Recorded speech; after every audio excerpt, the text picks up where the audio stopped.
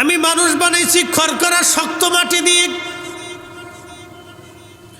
আদম শফিউল্লাহর জন্য মাটি আনা হলো। মাটি আল্লাহর কোরআনে আরো আল্লাহ পাক বলতেছেন আদম শফিউল্লাহর জন্য মাটি নিয়ে আসা হলো। মাটি নিয়ে আসার পরে এই মাটি আদম শফিউল্লাহর জন্য মাটিগুলি এনে আল্লাহ রাব্বুল আলামিন খামির করলেন।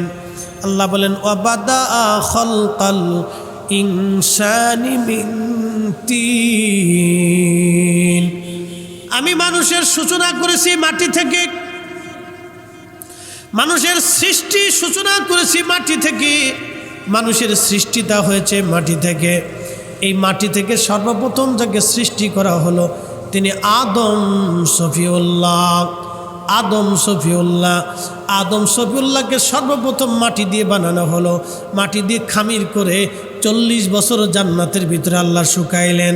যখন শুকাইলেন তখন এই মাটিটা ঠন ঠন ঠন ঠন করতে লাগলো, ঠন ঠন ঠন ঠন করতে লাগলো। আল্লাহ বলেন খলাকল ইনসানা মিন সলসলিন কাল ফাখর। আমি ওই আদমকে খড়খড়া শক্ত মাটি দিয়ে তৈরি করলাম। ওই খড়খড়া শক্ত মাটির তৈরি আদম নবী মাটির তৈরি। আদমকে মাটি থেকে আল্লাহ তৈরি করলেন। মাটির সাথে পানি, পানির সাথে আগুন, আগুনের সাথে আল্লাহ রাব্বুল আলামিন দিয়ে দিলেন বাতাস। আপনার শরীরে 4টা পদার্থ দিয়ে আল্লাহ বানাইছে। 1 নম্বরে মাটি, 2 নম্বরে পানি, 3 নম্বরে বাতাস, 4 নম্বরে আগুন। আগুন যদি না থাকে, শরীরের তাপমাত্রা যদি 0-তে চলে আসে তাহলে মানুষ বাঁচে না। শরীরে পানির সংখ্যা যদি 0-তে চলে আসে তাহলে মানুষ বাঁচে না।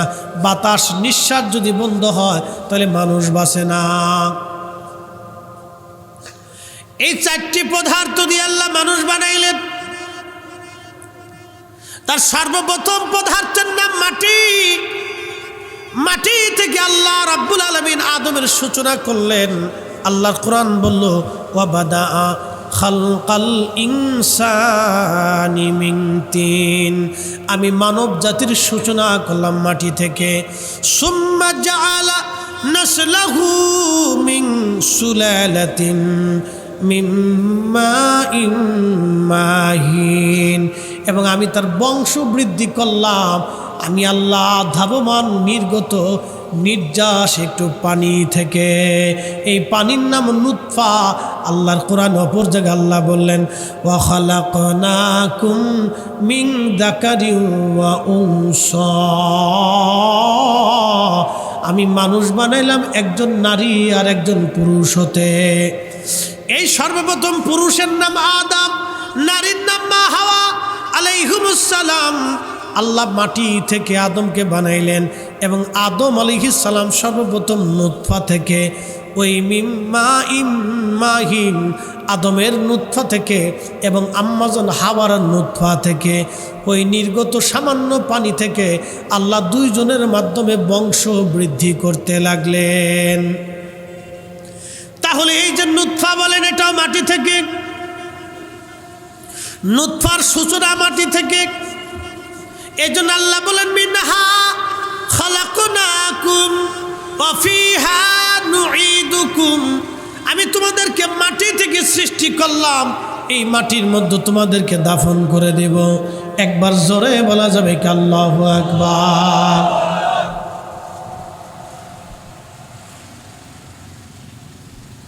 তাহলে আমাদের সূচনা মাটি থেকে। কি থেকে? আমাদের সূচনা হলো মাটি থেকে। মাটির পরে যেটা আসলো সেটার নাম নির্যাস মিম্মা ইম্মাহিন। আদমের ওই নির্যাস থেকে, মা হাওয়ার নির্যাস থেকে নুতফা, নুতফার ভিতরে থেকে শুক্রাণু, ডিম্বাণু। এই শুক্রাণু ডিম্বাণুটাও তৈরি হলো মাটি থেকে। এই মাটি থেকে শুক্রাণু ডিম্বাণু তৈরি হলো। সর্বপ্রথম শুক্রাণু ডিম্বাণু এবং মিম্মা ইম্মাহিন এটা আদম এবং আম্মাজান হাওয়া থেকে বের হইয়া আল্লাহ পাক আম্মাজান হাওয়ার রেহেমে আল্লাহ পাক এক এক জোড়ায় জোড়ায় প্রত্যেক বছরে 2টা করে সন্তান দিলেন। প্রত্যেক বছরে জোড়ায় জোড়ায় আল্লাহ 2টা করে সন্তান আল্লাহ পাক দিলেন, একটা ছেলে দিলেন আর একটা মেয়ে দিলেন, একটা ছেলে দিলেন আর একটা মেয়ে দিলেন। প্রথম বর্ষে যে ছেলে মেয়ে হলো, দ্বিতীয় বর্ষে যে ছেলে মেয়ে হলো, ওই ছেলে মেয়ের ভিতরে হযরত আদম সফিউল্লাহ বিয়ে পড়াইলেন। ওখান থেকে আবার আল্লাহ পাক সন্তান দিতে লাগলেন। শুধু একমাত্র হাবিল আর কাবিল দুইজন মারামারি করেছিল আকলিমার জন্যে। পৃথিবীর সর্বপ্রথম খুন খারাপি এবং ফিতনা ফাসাদ বাঁধলো একটা নারীকে কেন্দ্র করে। এজন্য আমার দেশে যত অশান্তি দেখবেন সারা পৃথিবীতে, এই নারীকে কেন্দ্র করে বহু সাম্রাজ্য ধ্বংস হয়ে গেছে। এই নারীদেরকে কেন্দ্র করে বহু ফ্যামিলি ধ্বংস হয়ে যায়। কি কথা কন না কা? এই নারীকে কেন্দ্র করে বহু সাম্রাজ্য ধ্বংস হয়েছে। এই নারীকে কেন্দ্র করে বহু রাজত্ব ধ্বংস হয়েছে। এই নারীকে কেন্দ্র করে বহু বুজুর্গের বুজুর্গি শেষ হয়েছে। এই নারীকে কেন্দ্র করে বহু ফ্যামিলি নষ্ট হয়েছে। এই নারীর জন্য বহু সন্তান তার বাবা মার সাথে নাফরমানি করে। কথা কন না কা? ঠিক না বেটে? এই নারীকে কেন্দ্র করে হাবিল আর কাবিলের সর্বপ্রথম মারামারি নারী থেকে। মুসলমান আমার, এই মাটি থেকে আদম সফিউল্লাহকে আল্লাহ বানাইলেন। ওই মাটির নির্যাস থেকে আল্লাহ পৃথিবীর ভিতরে মানব জাতি তৈরি করলেন। শুধু মানুষ আর মানুষ, মানুষ আর মানুষ, মানুষ আর মানুষ। এখন সারা পৃথিবীতে 800 কোটি মানুষ আছে। এই নারী এবং পুরুষের মাধ্যমে আল্লাহ বংশ বৃদ্ধি করলেন। 4 রঙের মশলা দিয়া যে কইরাছে তোর গঠন, 4 রঙের মশলা দিয়া। আগুন পানি মাটি বাতাস একই যোগে করিয়া প্রকাশ।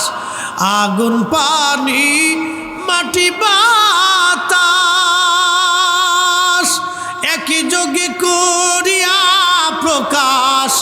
দেখিলি না তুই কইরা তালাশ, ওরে দেখিলি না তুই কইরা তালাশ। কোন জায়গা সে মহাজন, 4 রঙের মশলা দিয়া, 4 রঙের মশলা দিয়া যে কইরাছে তোর গঠন, 4 রঙের মশলা দিয়া।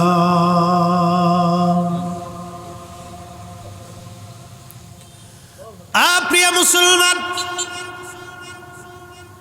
তাহলে আমরা হলাম মাটির মানুষ, মাটি আমাদের বিছানা। একসাথে জোরে বলেন না মারহাবা। মিনহা খালাকনাকুম ওয়া ফিহা নুঈদুকুম ওয়া মিনহা নুখরিজুকুম তারাতান উখরা। আল্লাহ বললেন, এই মাটি থেকে তোমাদেরকে সৃষ্টি করেছি। সর্বপ্রথম মাটির তৈরি আদম, আদম আলাইহিস সালাম থেকে আল্লাহ নুতফার মাধ্যমে মিম্মা ইম্মাহিন, আল্লাহ রাব্বুল আলামিন নির্গত সজরে পানি, যেটাকে নুতফা বলা হয় আরবিতে, একেবারে পানি। আমার কোনো শক্তি সামর্থ্য ছিল না, ওই একেবারে অস্তিত্বহীন পানি থেকে আল্লাহ রাব্বুল আলামিন আমাকে তৈরি করলেন। শুক্রাণু ডিম্বাণু, তার মানে প্রথম আদম সফিউল্লাহর শুক্রাণু ডিম্বাণু থেকে এবং আম্মাজন হাওয়ার শুক্রাণু ডিম্বাণু থেকে, নারী জাতির ওই মিম্মা ইম্মাহিম নুতফা থাকে বুকে, আর পুরুষ জাতির নুতফা থাকে তার পৃষ্ঠদেশে। সজরে ধাবমান পানি, পুরুষ এবং নারীর দুইজনের পানির নির্যাসের মাধ্যমে আল্লাহ রাব্বুল আলামিন মানব জাতি বানাইলেন। তার মানে আমাদের মূল হচ্ছে মাটি, আমাদের আসল হলো আমরা মাটির তৈরি মানুষ, এবং এই মাটির ভিতরেই আমাদেরকে দাফন করা হবে। এই মাটির সাথে আমরা একেবারে মিশে যাব, কিন্তু আমার নবী মাটির সাথে এখনো মিশে নাই। এই আসতে কইলেন কেন? জোরে বলেন। নবীজির দেহ মুবারক মাটির সাথে মিশছে? এই একসাথে বলেন, মিশছে? এখানেই খেলা, এখানেই রহস্য। এই কথা কন না কা, এখানেই রহস্য।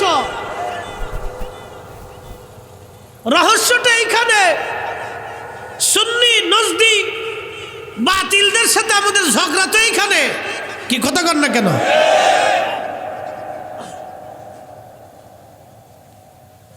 আমাদের সবার দেহ মাটির সাথে মিশে যাবে, আল্লাহর কোরআনের বিধান। কিন্তু আমার নবীর দেহ আজ পর্যন্ত মাটিতে মিশে নাই। একসাথে বলবেন কি আল্লাহু আকবার। শ্রেষ্ঠ নবী দিলাম তরিয়ে নিতে রোজাহাসুরি।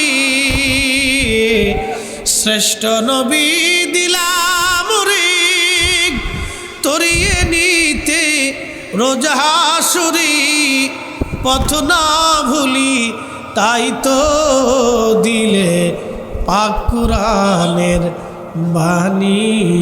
খুদা তোমার মেঘের বাণী, খুদা তোমার মেঘের। সুন্দর ফুল সুন্দর ফল মিঠা নদীর পানি। খুদা খুদা তোমার মেঘের। তুমি কতই দিলি রতন ভাই বাড়াদার পুত্র স্বজন বলেন। তুমি কতই দিলে রতন ভাই বাড়াদার পুত্র স্বজন। ক্ষুধা পেলি অন্ন জুগাও মানি চাই না মানি। খুদা তোমার মেঘের বাণী, খুদা তোমার মেঘের বাণী। আল্লাহুম্মা সাল্লি আলা।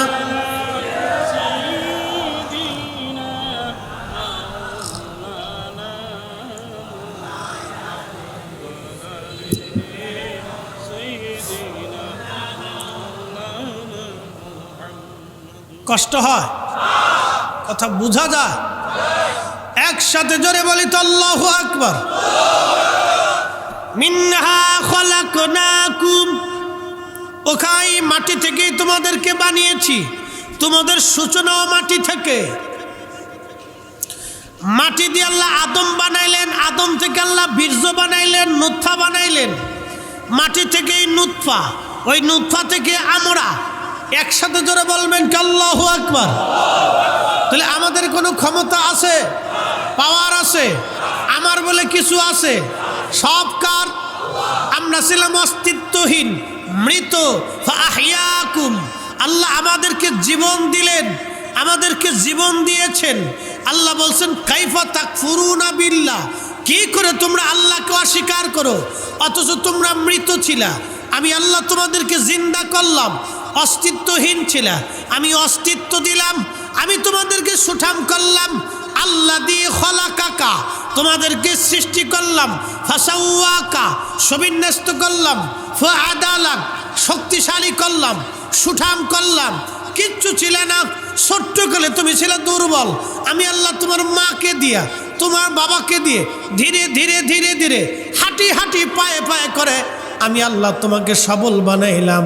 আমি আল্লাহ আল্লাহ, আর তুমি আমি আল্লাহকে ভুলে গেলা, আমি আল্লাহর সাথে নাফরমানি করলা। আমি হাইয়া আল্লাহ সলা বলার পরে তুমি নামাজে তখনও আসো না, তুমি আমার রসুলের গোলামি এখনও করো না, নবী মানতে চাও না। বাবা বাবা, বিরাট বড় কঠিন কঠিন কঠিন, আল্লাহর দরবার জবাব দেওয়া বড় কঠিন হবে। কিন্তু রহস্য বড় জটিল। আল্লাহ বলেন মাটি থেকে বানাইলাম, মিনহা খালাকনাকুম ওয়া ফিহা নুঈদুকুম, ওই মাটির সাথে তোমাদেরকে মিশিয়ে দিব। অমিনহা নুখরিজুকুম, তোমাদেরকে মাটি থেকে আমি আল্লাহ পাক উঠাবো। তারাতান উখরা, তোমরা আমি আল্লাহর সম্মুখীন হইবা, আমি আল্লাহর দরজায় তোমাদেরকে দাঁড়া করাইব। একবার জোরে বলা যাবে কি মারহাবা। আমার সারো আল্লাহর জিকির করো, পাইলেও পাইতে পারো খুদারি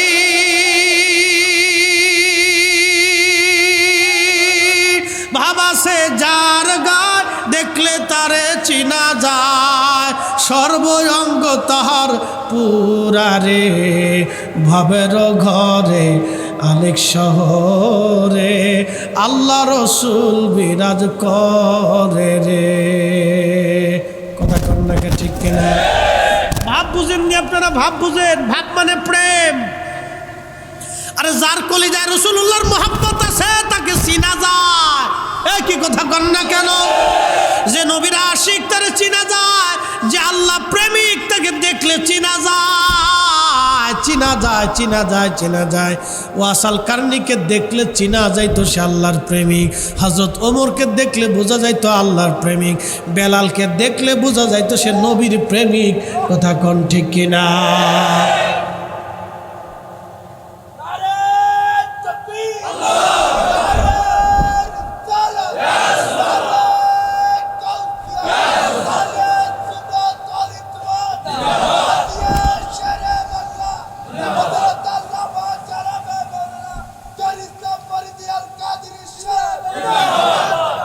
দুনিয়াতে কারো চোখ আছে কিন্তু অন্ধ, দুনিয়াতে কারো চোখ নাই কিন্তু তার হৃদয়ে দিল খোলা, তার চক্ষুষওয়ালা। কি কথা কর না কেন? ঠিক কিনা? দুনিয়াতে অনেকের চোখ আছে কিন্তু অন্ধ, চোখে দেখে না, হৃদয় আছে অনুধাবন করে না। কারো চোখ নাই কিন্তু হৃদয় খুলে দিয়েছে আল্লাহ। আল্লাহু আকবার। চোখ আর চেহারা, দুনিয়ার সাম্রাজ্য, অর্থবিত্ত, ফরিদ হিসেবের কণ্ঠ আর সৌন্দর্য, আর এই চেহারা এলেম কালাম দিয়ে কিয়ামতের ময়দানে এই বিরাট বড় মুফতি, মুহাদ্দিস, শাইখুল হাদিস, প্রিন্সিপাল, চ্যান্সেলর, ডাক্তার, অধ্যক্ষ, প্রিন্সিপাল, এমপি, মন্ত্রী, মিনিস্টার, এই ওসি, ডিসি, এসপি, সেনাপ্রধান, এইগুলি ছাতা দিয়ে কিয়ামতের ময়দানে নাজাতের কোনো রাস্তা নাই। নবীর কদমে কোনো জায়গা হবে না, জায়গা হবে না, জায়গা হবে না। কথা বলেন ঠিক না বেঠিক? আল্লাহ রসুলের কদমে জায়গা হবে আশিকের, যে দিল দিয়ে নবীকে ভালোবেসে গেছে। কিয়ামতের ময়দানে রসুলের কদমে তার জায়গা হয়ে যাবে। যে আল্লাহর কুদরতি কামে যার মাথাকে নত করেছে, কিয়ামতের ময়দানে তার আল্লাহর দরবারে তার জায়গা হয়ে যাবে। কথা বলেন ঠিক না? কি রিক্সাওয়ালা, কি দিন মজুর, কেউ অন্ধ, কে আধা পাগল, আল্লাহর কাছে এগুলি বৈষম্য নাই। যদি তাই হতো তাহলে বেলাল নবীর মসজিদের মুয়াজ্জিন হতে পারতো না। যদি তাই হতো ওয়াসাল কারনি কিয়ামতের ময়দানে কোটি কোটি গুনাহগারকে সুপারিশ করার সুযোগই হতো না।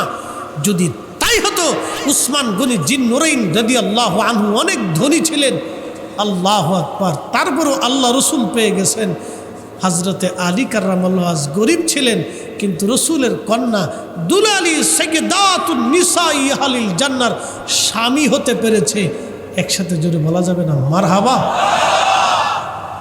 অর্থবিত্ত, অর্থ সম্পদ, টাকা পয়সা দিয়ে সবসময় আল্লাহকে খুশি করা যায় না। পটিয়ার মুসলমান, খুবই মনোযোগ দিয়ে শুনিয়া যান। হাজরাতে আদম সফিউল্লাহকে জান্নাতের ভিতরে আল্লাহ রাব্বুল আলামিন বানাইলেন, সুন্দর করে বানাইলেন। আদম সফিউল্লাহকে বানানোর পরে 40 বছর শুকাইলেন। এরপরে আল্লাহ রাব্বুল আলামিন রূহ দিয়ে দিলেন। রূহ দেওয়ার আগে আল্লাহ নূরে মুহাম্মাদি আদম সফিউল্লাহর পবিত্র পেশানিতে নূরে মুহাম্মাদি আল্লাহ দিয়ে দিলেন। একসাথে বলা যাবে মারহাবা। নূরে মুহাম্মাদি দিয়ে দেওয়ার পরে আদম সফিউল্লাহর চোখে নূর আসলো, ইমানে নূর আসলো, দেহে নূর আসলো। আল্লাহ আল্লাহ আল্লাহ পাকের এক কুদরত, অসীম রহস্য বোঝা বড় মুশকিল। আদম সফিউল্লাহর পবিত্র পেশানিতে নূরে মুহাম্মাদি। বলবেন মুফতি ফরিদি এটা কি আপনার নিজের কথা না? বিশ্ববিখ্যাত ইমাম মোল্লা আলী কারি মাক্কি হারুবি আল মাউরিদুর রাবি ফি মাউলিদিন নবী সাল্লাল্লাহু আলাইহি ওয়াসাল্লাম এই কিতাবের মধ্যে তিনি লিখতেছেন আদম সফিউল্লাহর পবিত্র সেকেবে নূরে মুহাম্মাদি আল্লাহ পাক দিয়ে দিলেন। এরপরে আল্লাহ পাক সব ফেরেশতাদেরকে ডাকলেন। ডাকার পরে বলেন উসজুদু লি আদম, তোমরা আদমের দিকে সেজদা দাও। উসজুদু লি আদম, তোমরা আদমের দিকে সেজদা দাও, আদমের দিকে সেজদা দাও। প্রশ্ন হলো সেজদা কি আদমের জন্য না?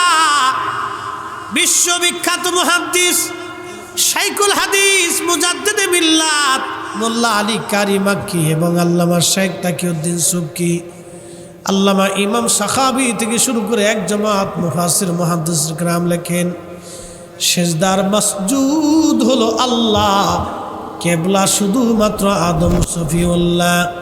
আর ওই যে নূরে মুহাম্মাদি ছিল পবিত্র পেশানিতে, যদি আজাজিল জানতো আদম সফিউল্লাহর পেশানিতে নূরে মুহাম্মাদি আছে, তাহলে আজাজিল আগে সেজদা দিত। আজাজিল জানে না আদম সফিউল্লাহর পেশানিতে নূরে মুহাম্মাদি আছে। তাজিম ছিল শুধু নূরে মুহাম্মাদির জন্য,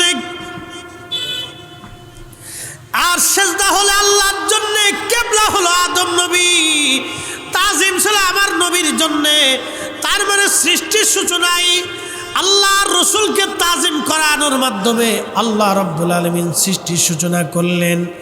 আদম জাতিকে, মানব জাতিকে দুনিয়াতে পাঠাইলেন। ফেরেশতা জাতির মধ্যে আল্লাহ পরীক্ষা নিয়ে নিলেন। সবাই সেজদা দিল ইল্লা ইবলিস, ইবলিস সেজদা দিল না। সেজদা না দিয়ে ইবলিস তাকাব্বুরি করলো। ওয়া কানা মিনাল কাফিরিন, আল্লাহ বলেন আমি তাকে কাফেরদের অন্তর্ভুক্ত করে দিলাম। তাকাব্বুরি কি? আল্লাহ বলেন ইবলিস কেন সেজদা দিলি না? ইবলিস ডাক ডাকা ও অধম আর আমি উত্তম। সে নিজেকে উত্তম মনে করছে। এদেশে জন্য আমাদের দেশে যারা নিজেকে বিরাট বড় পণ্ডিত জ্ঞানী মনে করে, বুঝবেন এটাই হলো বড় শয়তান। কি বাবাজি কথা খারাপ বলছি? মালিক ভাই, ইয়াসিন ভাই, আমি সবচেয়ে বড় জানতে বলা কেউ আছে আবার কয় তোমাদের বাপের বেটা থাকলে আমার সাথে বহাসে বসো। কত বড় বাপের বেটা উনি!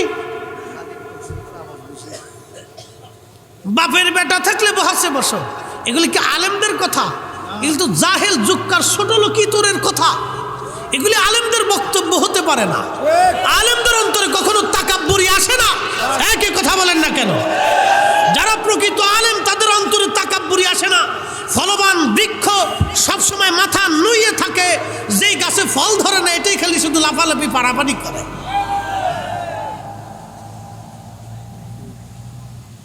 প্রকৃত আলেমদের জবান থেকে এই ধরনের কথা বেরোইতে পারে না। ছি ছি ছি ছি। চ্যালেঞ্জ করার ভাষা তো ভিন্ন হতে পারে। আপনি চ্যালেঞ্জ করবেন, করেন, তো ভাষা ভিন্ন হওয়ার দরকার। প্রিয়পটিয়ার মুসলমান, যেই আলেমের ভিতরে এলেমের ফকর আসবে, বুঝবেন এটা বেয়াদব, এটা শয়তানের ভাই। কি কথা বলেন না কেন?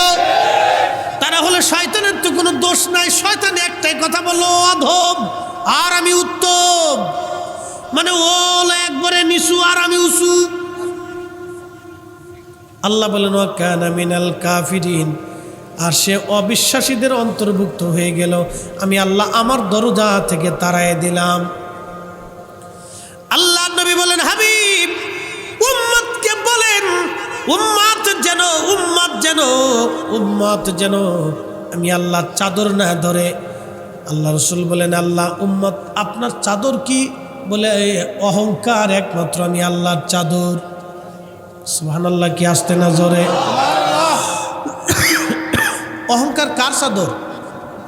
কথা কর না, অহংকার কার চাদর? তাহলে যে ব্যক্তি অহংকার করে সে আল্লাহর চাদরে হাত দেয়।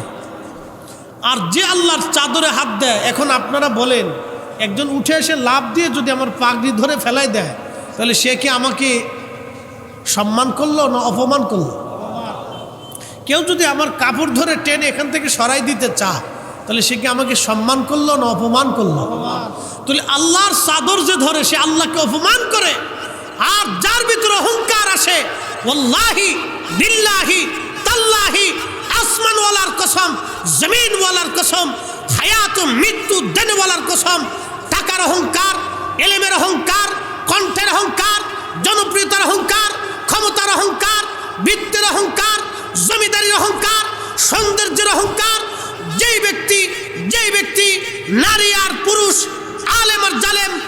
কারো অন্তরে যদি অহংকার আসে 100% মনে রাখবেন ও মানুষের কাতারে নাই, মানুষের কাতারে নাই, ও শয়তানের কাতারে চলে গেছে, ও আজাজিলের কাতারে চলে গেছে। ওর লক্ষ বছর ইবাদত হলেও 4 পয়সা মূল্য নাই, ওর তাহাজ্জুদ হলেও 4 পয়সা মূল্য নাই, ও 5 ওয়াক্ত নামাজ পড়ে কপালে কালো দাগ ফেলেলেও 4 পয়সা মূল্য নাই। কথা কোন ঠিক না বেটা? এরকম শয়তান আমার দেশে বুড়ি গেছে, শয়তানের অভাব নেই, এরকম হাজার হাজার শয়তান। প্রিয় মুসলমান, খুব মনোযোগ দিয়ে, শয়তান আল্লাহর দরজা থেকে বিতাড়িত হয়ে গেল কিসের কারণে? অহংকার করার কারণে। জোরে বলেন, কিসের কারণে? অহংকার করার কারণে। তাহলে মানুষ হিসেবে আমাদের কোনো অহংকার আছে? তাহলে অহংকার একমাত্র কার? শয়তান অহংকার করেছিল, শয়তান ধ্বংস হয়ে গেছে। কথা কোন ঠিক না বেটি? কোনো বিষয় যেন আমাদের অহংকার না আসে। আমরা আল্লাহর গোলাম, রসুলের গোলাম। কথা কোন ঠিক না বেটি? আল্লাহ নবীর গোলামি করে যাওয়াটাই আমাদের কাজ, আল্লাহ রসুলের গোলামি করে যাওয়াটাই আমাদের কাজ। শয়তান যদি সেই দিন জানতো যে আদম সফিউল্লাহর সেকেবে পেশানিতে নূরে মুহাম্মাদি আছে, তাহলে ওই দিন সবার আগে ও সেজদা দিত। কিন্তু আদম সফিউল্লাহ এই পেশানিতে নূরে মুহাম্মাদি আছে আজাজিল জানে না। মোল্লা আলী কারি মাক্কি রহিমাহুল্লাহ লিখতেছেন, সেই দিন যদি ও জানতো তাহলে ওই প্রথম সেজদার মধ্যে পড়ে যেত। আল্লাহু আকবার। যখনই শয়তান আদম সফিউল্লাহকে অধম বলছে, নিজেকে তাকব্বুরি দেখাইছে, তখনই আল্লাহ রাব্বুল আলামিন বলছে, দূর হ, আমার দরজায় তোর 4 পয়সাও দাম নাই। শয়তান তখন আল্লাহকে বলে, আল্লাহ আমি তো 9টা লক্ষ বছর মতান্তরে 7 লক্ষ বছর তোমার ইবাদত করলাম, আমারে তুমি প্রমোশন দিতে দিতে দিতে দিতে চ্যান্সেলর অফ মালায়েকা, সমস্ত ফেরেশতাদের চ্যান্সেলর বানাই দিলা। আমি ইয়াকুত জমররদের মণিমুক্তার স্টেজে মিম্বরে বসে ওয়াজ করতাম, কোটি কোটি ফেরেশতা আমার ওয়াজ শুনে চোখের পানি ফেলে কাঁদতো। এত লক্ষ বছর ইবাদত করলাম, এত কিছু করলাম, কিছু কি বিনিময় তুমি আমাকে দিবা না? একেবারেই কি জুদা করে দিবা? আল্লাহ বলেন, কি চাও? শয়তান বলো, 3টা জিনিস চাই।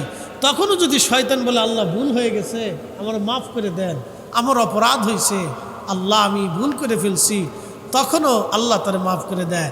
কিন্তু শয়তান ভুল তো স্বীকার করেই নেই, নিজের ভুলের উপরে দায়েম থেকে আরো যুক্তি তর্ক উপস্থাপন করছে। কি কথা কন না কে? ঠিক কিনা? আমাদের দেশের কিছু শয়তান আছে, দেখবেন শয়তান তো শয়তানি, ওই শয়তান আবার ওই তার ভুল কথার উপরে যুক্তি দ্বারা করাইয়া বিভিন্ন তর্ক বিতর্ক সৃষ্টি করে নিজেরটাকে দায়েম কায়েম রাখার চেষ্টা করে, নিজেরটাই ঠিক, এটাই খালি বলবে। এ সব শয়তান। কত শয়তান যে হয়েছে মাঝে মধ্যে দেখি আর হাসি, আরে শয়তান হয়েছে দেশে। আজাজিল ডাক দে বলে, রাব 3টা জিনিস চাই। বলে, কি চাও? 1 নাম্বার, কিয়ামত পর্যন্ত হায়াত দিবা। আল্লাহ বললেন, যা দিলাম। আর কি চাস? বলে, রব আমাকে তামাম পৃথিবীর তাসাররুফ করে আসবো, 1 সেকেন্ডের সময় দিবা, অর্থাৎ 1 সেকেন্ডের মধ্যেই তামাম দুনিয়া ঘুরে আসবে, ক্ষমতা দিবা। আল্লাহ বলেন, তাও দিলাম। আর কি চাস? বলে, রব্বুল আলামিন তামাম পৃথিবী ঘুরে আসার ক্ষমতা তো তুমি আমার দিলা, আর একটা ক্ষমতা দিবা, আদম সন্তানের রক্তের শিরার ভিতর দিয়ে ঢুকে, আমার দিকে তাকান, আদম সন্তানের রক্তের শিরার মধ্য দিয়ে ঢুকে কালবের কাছে বসে বসে আমি ধোঁকা দিব, ধোঁকা দিতে থাকবো, এই ক্ষমতা তুমি আমারে দাও। আল্লাহ বলেন, তাও দিলাম। কি করবি? বলে, রব তোর ইজ্জত জালালের কসম করে বলতেছি, তোর একটা বান্দাও জান্নাতে ঢুকতে দিব না, সব বান্দারে গুনাহ করাবো, গুনাহ করাবো, সব বান্দারে গুনাহ করাইয়া গুনাহ যুক্ত বানাই দিব। আল্লাহ ডাক দে বলে, না জাজিল, তুই শুনিয়া রাখ, আমার বান্দারে তুই ধোঁকা দিয়ে দিয়ে গুনাহ করাবি। আমার বান্দা গুনাহ করবে, গুনাহ করার পরে শয়তান রে, আমি আল্লাহর ইজ্জত ও জালালের কসম, আমার বান্দা গুনাহ করার পরে আমি রব্বে কারিমের দরবারে গুনাহ মাফ চাবে, গুনাহ মাফ চাইতে দেরি হবে, আমি আল্লাহ আমার বান্দার জীবনের গুনাহগুলি মাফ করতে দেরি করব না। একবার জোরে বলা যাবে আল্লাহু আকবার। আল্লাহু আকবার। ইয়া রাসূলুল্লাহ, ইয়া রাসূলুল্লাহ।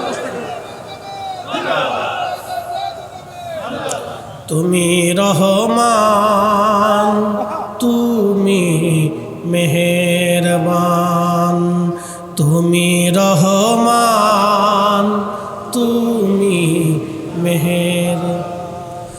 অন্ধ গাহে না শুধু তোমারি গুণগান, বুঝেও বুঝে না তবু শান। তুমি রহমান, তুমি মেহেরবান, বলেন তুমি রহমান, তুমি মেহেরবান। তাহলে এবার আপনারা বলেন দোয়া চলবে না বন্ধ হবে?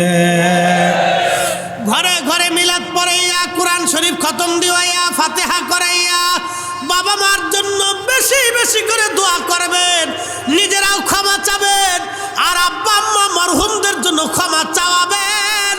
যারা বন্ধ করতে চায় ওই ফতোয়ার গোষ্ঠী কিলায় আমরা দোয়া করবই, কথা কন না কেন, ঠিক কিনা? দোয়া চলবে, দোয়া চলবে। ক্ষমা চাবো কার কাছে? বন্ধ করতে চায় শয়তান, কথা কন না কেন, ঠিক কিনা? কারণ শয়তান জানে দোয়া বন্ধ হয়ে গেলে ক্ষমা বন্ধ হয়ে যাবে। দোয়া বন্ধ হলে ক্ষমা বন্ধ, দোয়া বন্ধ হলে ক্ষমা বন্ধ। হাত তোলার মতো এত বড় দামি ইবাদত সৃষ্টিতে আর কিছু নাই। কারণ বান্দা হাত তুলে আল্লাহর কাছে সারেন্ডার করে, ইয়া রব, রব্বানা যালামনা আনফুসানা, আমরা আমাদের নফসের সাথে জুলুম করে ফেলছি, অন্যায় করে ফেলছি, অপরাধ করে ফেলছি। ওয়া ইল্লাম তাগফির লানা ওয়া তারহামনা লানাকুনান্না খাসিরিন। আল্লাহ, নফসের সাথে তো জুলুম করছি, আপনি আমাদের মাফ করে দেন, ক্ষমা করে দেন। আপনি তো রহিম, আপনি তো রহমান, আপনি তো গফুর, আপনি তো গফফার। দোয়া করব কার কাছে? দোয়া কি চলবে না বন্ধ হবে? শয়তান শুধু বন্ধ করে দেওয়ার জন্য উঠে পড়ে লাগছে, খালি ফতুয়া ফতুয়া ফতুয়া ফতুয়া। খাদিমুর রাসূল হযরত আনাস 10 বছর নবীর কদমের গোলামি করেছে। কত বছর? 10 বছর গোলামি করার পরে আল্লাহর নবীর দরবারে যে বলেন, ইয়া রাসূলুল্লাহ, আপনি কি আমাকে একটু দোয়া করে দিবেন? কি চাও খাদেম? বলে, হুজুর, আপনি আমার সন্তান এবং আমার সম্পদে যাতে আল্লাহ বরকত দেয় দোয়া করে দেন। আল্লাহর নবী দোয়া করলেন, আল্লাহ, আমার খাদেম আনাসের সম্পদে এবং সন্তানে তুমি বরকত দিয়ে দাও। আল্লাহ এত পরিমাণে বরকত দিলেন, তার সন্তান দিতে দিতে আমার আল্লাহ 100টা সন্তান দিয়েছিল। একবার জোরে বলা যাবে কি সুবহানাল্লাহ? কত দিছে?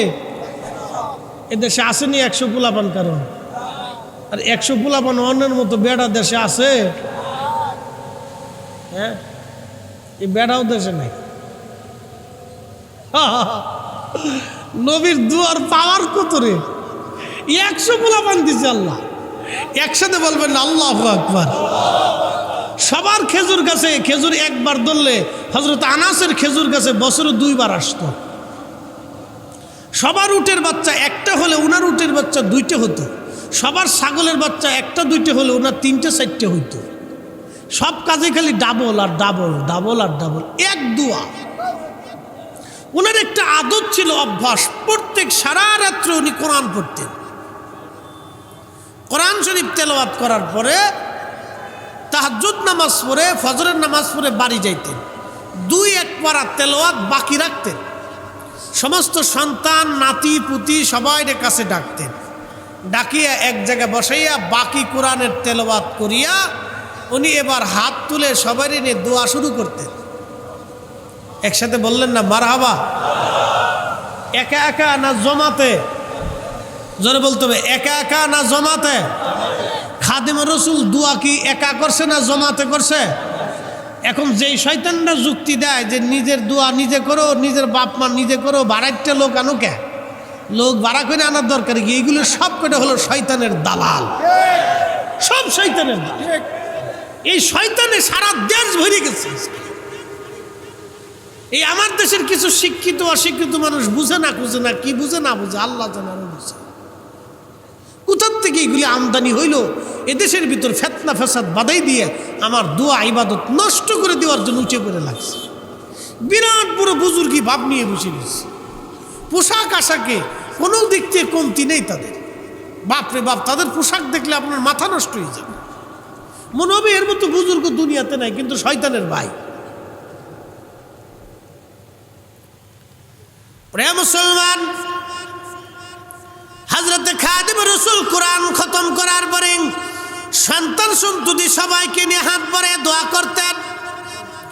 দোয়া শেষ হয়ে যাওয়ার পরে খাদিম রাসূল বলতেন, ও আমার সন্তানরা, তোমরা শুনে রাখো, আমি আমার মাসুক নবীর জবান থেকে শুনছি, আল্লাহর নবী বলেছেন কোরআন খতম দেওয়ার পরে যেই দোয়া হয় এই দোয়াটা আল্লাহর দরবারে কবুল হয়ে যায়। চিৎকার মেরে জোরে বলেন না মারহাবা।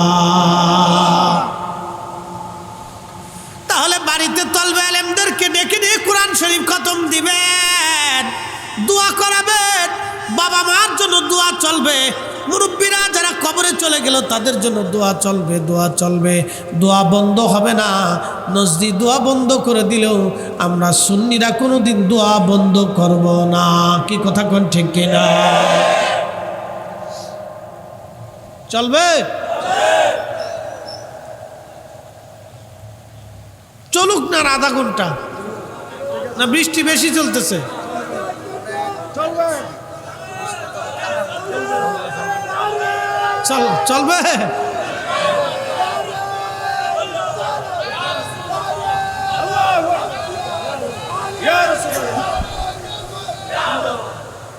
মাশাআল্লাহ, চালাবো, চিন্তার কারণ নেই। একসাথে জোরে বলি তো আল্লাহু আকবার।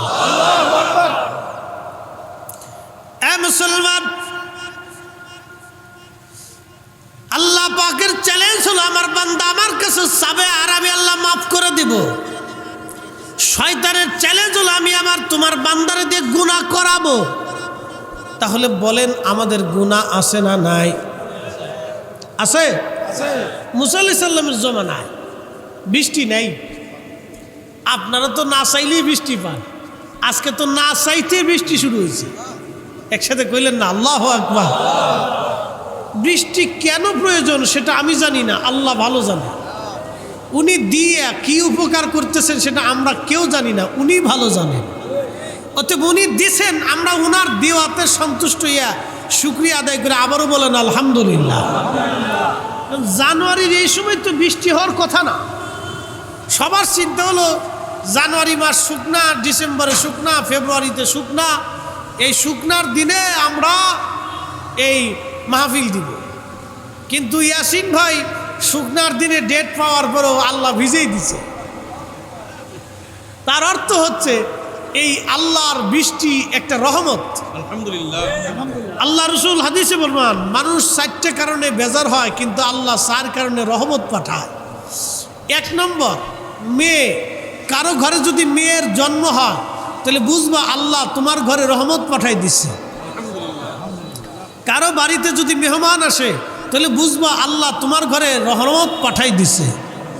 কারো শরীরে যদি রোগ আসে তাহলে বুঝবা আল্লাহ তোমার ওই রোগের কারণে তোমার শেফা করিয়া তোমার গুনাহ খাতাকে আল্লাহ মাফ করে দিবে। এবং বৃষ্টি যদি আসে তাহলে বুঝবা আল্লাহ তোমার জন্য রহমত পাঠাইছে। একসাথে জোরে বলবেন না আলহামদুলিল্লাহ। তাহলে এই 4 কারণে আমরা খুশি না বেজার? বৃষ্টি পাই আমরা খুশি। আল্লাহর কাজ আল্লাহ করুক, আমরার কাজ আমরা করতে থাকি। উনি যদ্দূর দিয়ে খুশি, আমরা তদ্দূর পাইয়া খুশি। একসাথে বলবেন না আল্লাহু আকবার। আল্লাহু আকবার ওয়ালিল্লাহিল হামদু বিসমিল্লাহির রাহমানির রাহিম।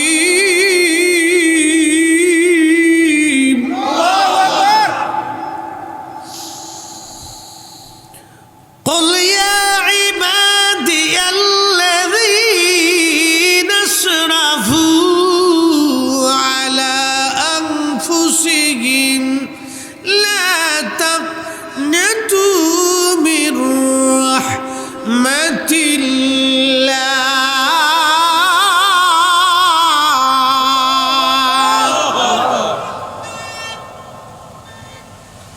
আল্লাহ ডাক দিয়ে বলেন, হুজুর আপনি বলে দেন, হে আমার বান্দারা, তোমরা তোমাদের নফসের সাথে জুলুম করো, যতই অপরাধ করো, আমার রহমত থেকে তোমরা নিরাশ হইও না। ইন্নাল্লাহা ইয়াগফিরুয যুনুবা জামিআ।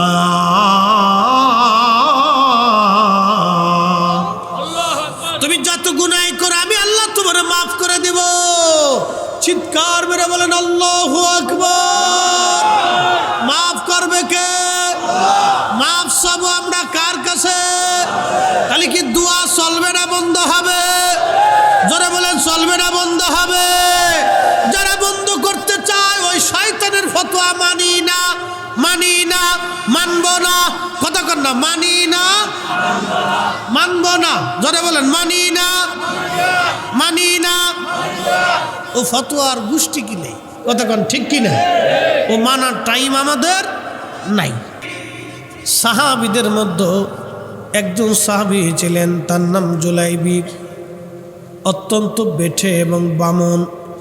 আপনারা দেখবেন আমাদের দেশে কিছু মানুষ আছে বামন, ছোট, এদেরকে নিয়ে সমাজের মানুষ আনন্দ করে, ফুর্তি করে, হাসি তামাশা করে।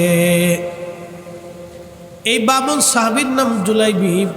ছোট্টকালে তিনি হারিয়ে গিয়েছিলেন। বাবার পরিচয় ছিল না, মায়ের কোনো পরিচয় ছিল না। তার বাবারও পরিচয় নাই, মায়েরও পরিচয় নাই। সাহাবী জুলাইবি। আহা, জুলাইবি রাদিয়াল্লাহু আনহু নবীর বাড়িতে ধীরে ধীরে বড় হতে লাগলেন। বড় হতে হতে হতে হতে যৌবনে পদার্পণ করলেন। মদিনার মানুষ তার নিয়ে আনন্দ ফুর্তি করত, হাসি তামাশা করত। হযরত জুলাইবি রাদিয়াল্লাহু আনহু যৌবনে পদার্পণ করার পরে নবীজি বলেন, জুলাইবি তোমাকে তো বিবাহ দেওয়ার দরকার, তোমার বয়স হয়ে গেছে, তোমার একটা সংসার বড় দরকার। জুলাইবি ডাক দে বলে, ইয়া রাসূলুল্লাহ, 1 নম্বর আমি বামন, 2 নম্বরে বংশ পরিচয়হীন, 3 নম্বর আমি দরিদ্র, 4 নম্বর আমি নিগ্রো কালো। এই মদিনার কোন মানুষ আমাকে বিয়ে করবে? মদিনার কোনো মেয়ে আমাকে পছন্দ করবে না, মদিনার কোনো ফ্যামিলি আমার সাথে আত্মীয়তাও করবে না গো নবী। আল্লাহ নবী বললেন, জুলাইবি আমি তোমার বিবাহের বন্দোবস্ত করতেছি। ও পটিয়ার মুসলমান, নবীর দরবারে কে ছোট, কে বামন, কে কালা, কে ল্যাংড়া, কে বুবা, কে ধনী, কোনো পার্থক্য ছিল না। একটাই তার মর্যাদা, যে নবীর কদম মোবারকের গোলাম ছিল। দিল দিয়া নবীকে যে ভালোবাসতো, আল্লাহর নবীর কদমে তারই জায়গা হয়ে গেছে। কথা বলেন ঠিক কিনা? হে রাসূল তোমায় ভালোবাসি, অন্তরে শুধু, মুখে নয়, জান্নাতের আশায় নয় হে রাসূল, জাহান্নাম কেউ ডরি না। তোমায় পাওয়ার আশায় মন ছুটে যায় মদিনা, তোমায় পাওয়ার আশায় মন ছুটে যায় মদিনায়, এ আশিক দিদার দাও না, আর দূরে থাকিও না। এ আশিক দিদার দাও না, আর দূরে থাকিও না। এ রাসূল তোমায় ভালোবাসি, অন্তরে শুধু মুখে না। জান্নাতের আশা নয় হে রাসূল, জাহান্নাম কেউ ডরি না।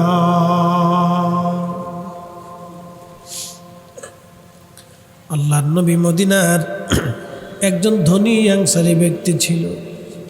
মদিনায় তার একটা সুন্দর মেয়ে ছিল। এমনি তো মাদানীরা সুন্দর, প্রকৃতির মাধ্যমে তারা সুন্দর, আবহাওয়াও সুন্দর, মদিনার মানুষের মনও সুন্দর, মদিনার মানুষের চরিত্র বড় সুন্দর, মদিনার মানুষ সুন্দর, মদিনার মানুষের আত্মীয়তাও খুব সুন্দর, মদিনার মানুষের চরিত্র সুন্দর। মদিনা মদিনা ধন্য হয়েছে নবীর কারণে। শরফুল মাকিনা ওয়া শরফুল মাকান, শরফুল মাকানে ওয়া শরফুল মাকিন। কিছু জায়গার কারণে মানুষের দাম বাড়ে, কিছু মানুষের কারণে জায়গার দাম বেড়ে যায়। আমার নবীর কারণে মদিনার দাম বাড়ছে, আমার নবীর কারণে সাহাবীদের দাম বাড়ছে। কি কথা কন না কেন, ঠিক কিনা? আমার রাসূলের কারণে সাহাবীদের এত দাম। আল্লাহর কোরআন বলল রাদিয়াল্লাহু আনহুম ওয়া রাদু আন। নবীর কারণে সাহাবীদের উপরে আল্লাহ রাজি, আল্লাহ রাজি। আবু বকরের কি দাম ছিল নবীর গোলামি না করলে? ওমরের কি দাম ছিল নবীর গোলামি না করলে? উসমানের কি দাম ছিল নবীর গোলাম না হলে? ওয়াসাল কারনির কি দাম ছিল নবীর গোলাম না হলে? বেলালের কি দাম ছিল নবীর গোলাম না হলে? সাহাবীদের কি দাম ছিল নবীর গোলাম না হলে? সাহাবীরা নবীর গোলামের কারণে আল্লাহ বলেন রাদিয়াল্লাহু আনহুম ওয়া রাদু আন। আমি আল্লাহ তাদের উপরে রাজি। আল্লাহ বলেন আমিনু কামা আমানান নাস। আমার নবীর সাহাবীরা যেইভাবে ঈমান আনছে তোমরাও সেইভাবে ঈমান আনো। সাহাবীরা নবীর কদমের গোলামের কারণে তাদের দাম বাড়ছে। কথা কোন ঠিক না বেঠে?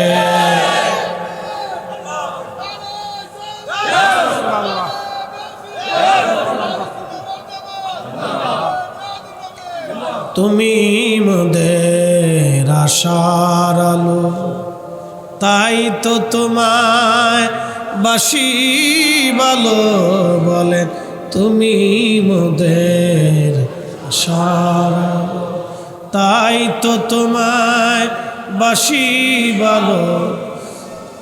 তুমি মোদের হৃদয় নামের ফুলদানিতে, হৃদয় নামের ফুলদানিতে গেথে রেখেছি প্রেমের মালা।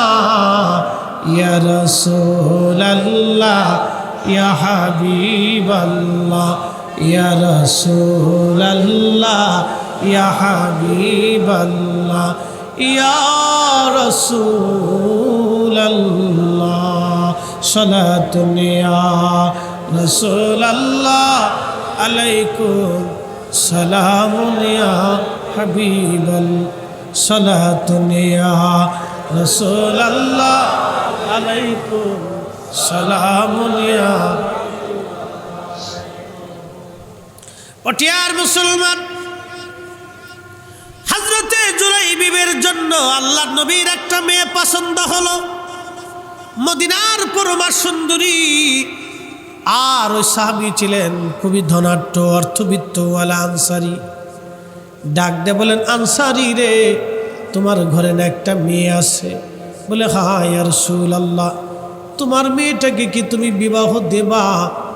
আর সাহাবী মনে করছে আল্লাহ রসুল বুঝি আমার মেয়েকে বিবাহ করে আত্মীয়তা করবার চায়। ডাক দেয়া বললেন, হুজুর আপনি আমার মেয়ে বিয়ে করবেন, এটা আমার অনন্য জীবনে অত্যন্ত পরম ভাগ্য। ইয়া রাসূলুল্লাহ, আপনি বিয়ে করলে তো আপনার সঙ্গে আমার আত্মীয়তা হবে, রহমতের নবীর সঙ্গে আমার আত্মীয়তা, এটা আমার অনেক বড় সৌভাগ্য। আল্লাহর নবী ডাক দিয়ে বলেন, সাহাবী আমি বিয়ে করতে চাই না। আমার সাহাবী বেঠে জুলাইবিবের জন্য তোমার মেয়ের পয়গাম দিচ্ছি। এতক্ষণ সাহাবী অত্যন্ত আনন্দিত ছিল, কিন্তু জুলাইবিবের কথা শোনার সঙ্গে সঙ্গে সাহাবীর মন বেজার হয়ে গেল।